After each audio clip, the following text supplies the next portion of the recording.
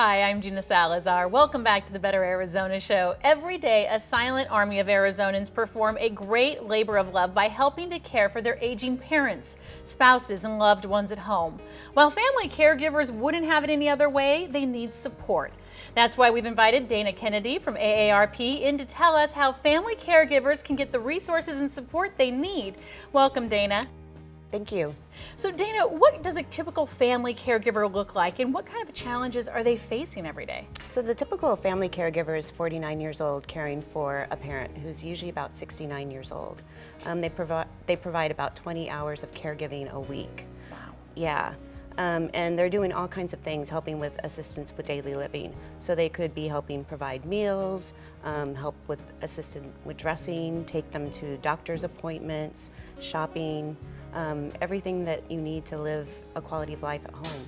Yeah, we're hearing a lot more about this, people trying to care for their parents as well as maybe young children. Would you say that it's become more complicated than it used to be in this day and age? Absolutely.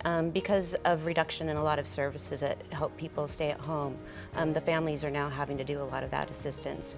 So they cut back on home health and hospice work and those services. And because of that, the family caregivers are now having to provide a more skilled level of care than they once had to do. Oh wow, yeah, that's got to be really tough. So what type of support do caregivers at home typically need? I think respite is one of the big issues that caregivers really need. So we were working with one family, and just being able to provide her with respite services so she could go to church meant a big deal. But she wanted to make sure that when she, left her loved one at home, that it was a caregiver that knew what they were doing and knew how to take care of. So it's a professional caregiver that they're often wanting. Well, and that's got to be quite the juggle, because a lot of people are still working. As we mentioned, they may still have children of their own at home, and just to get some time for yourself to, feel whole a little bit again and recharge your batteries, got to be really important for them. And they also need to just know how to take care of their loved one.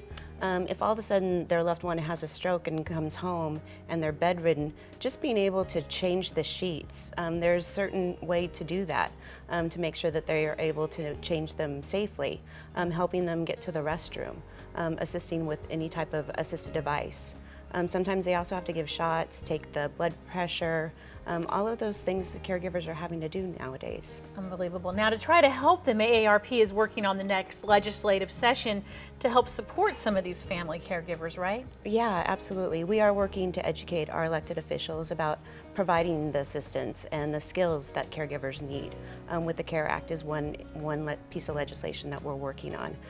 Also, this past year, it didn't pass, but we worked on a lifespan respite bill to be able to provide some respite services to families who may not be able to afford to do so. We need to make sure that caregivers have the adequate resources available, and sometimes it's just they're not aware of where to go for resources. So we always have that available on our website as well. And tell us where that is, that people can get more information on resources. I would go to the national AARP website, which is www.aarp.org, and just type in the search engine caregiver, and all kinds of resources will come up for them.